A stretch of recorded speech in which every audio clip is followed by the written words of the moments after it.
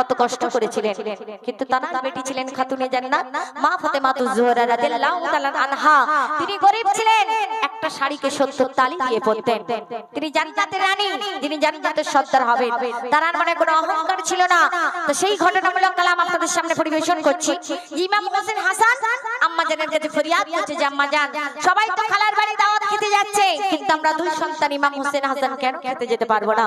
তব খাতুনে জান্নাত মা ফাতেমা জোহরা ঝরঝর করে কাঁদছে, দুই সন্তানকে বুকে জড়িয়ে ধরে কি বলছে দেখুন, কবি লিখছে, শোনেন শোনেন সাচা মুমিন কুদরতি এক কারিশমা, শোনেন শোনেন সাচা মুমিন কুদরতি এক কারিশমা, কুলসুমের মেহমানিতে পাইনি দাওয়াত ফাতেমা, কুলসুমের মেহমানিতে পাইনি দাওয়াত ফাতেমা, শোনেন শোনেন সাচা মুমিন কুদরতি এক কারিশমা, কুলসুমের মেহমানিতে পাইনি দাওয়াত ফাতেমা, পাইনি দাওয়াত ফাতেমা, পাইনি দাওয়াত ফাতেমা।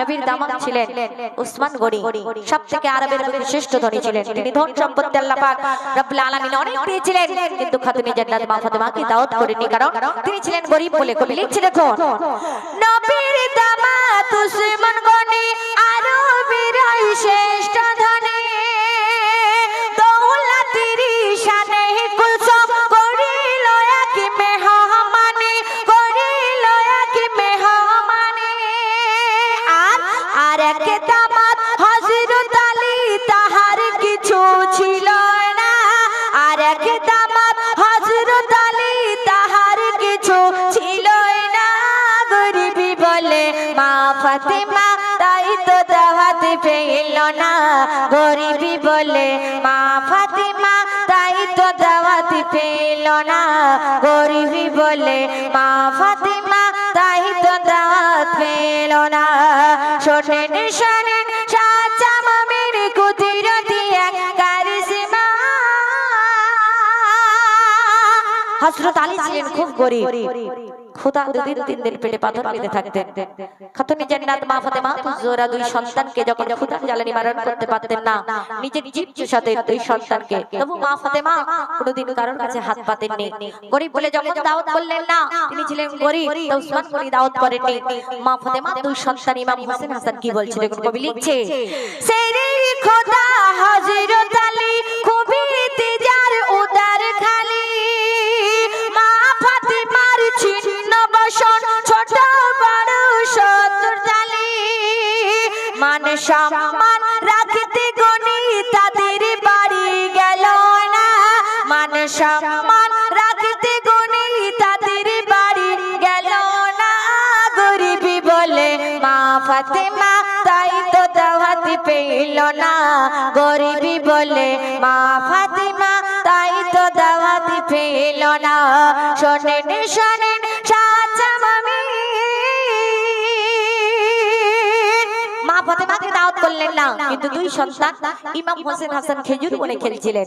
যখন সবাই মাসুম বাচ্চারা ছোট ছোট বাচ্চারা খেতে যাচ্ছে, ইমাম হোসেন হাসান জিজ্ঞেস করছে তোমরা কোথায় যাচ্ছ? সেই মাসুম বাচ্চারা উত্তর দিয়েছিল যে আমরা খানা খেতে যাচ্ছি কুলসুম বিবির বাড়িতে। তখন দুই সন্তান এসে মায়ের গলা জড়িয়ে কাঁদছে, আম্মা জান আমার তো খালা হয়, কিন্তু আমরা কেন যাব না খালার বাড়ি দাওয়াত খেতে? মা ফাতেমা জোহরা রাদিয়াল্লাহু তাআলা আনহা দুই সন্তানকে জড়িয়ে ধরে ফরিয়াদ করে বলছে, বাবা তোমার নানা জান আকায়ে নামদার তাজদারে মদিনা মুহাম্মদ মুস্তাফা সাল্লাল্লাহু আলাইহি সাল্লাম তিনিও খেতে যাবেন না, কারণ আমাদের দাওয়াত পাননি বলে। তোমার নবী জান তিনিও খেতে যাবেন না। তো দুই সন্তান মাকে জড়িয়ে ধরে কি বলছে দেখুন, কবি লিখছে, হাসান হোসেন খেজুর বনে খেলতে ছিল আপন মনে, খালার বাড়ির খুশির খবর জানলো তারা এতক্ষণে, জানলো তারা এতক্ষণে, হাসান হোসেন খেজুর বনে খেলতে ছিল আপন মনে, খালার বাড়ি খুশির খবর জানলো তারা ততক্ষণে, মাকে জড়িয়ে ধরে সুদাই তখন হোসেন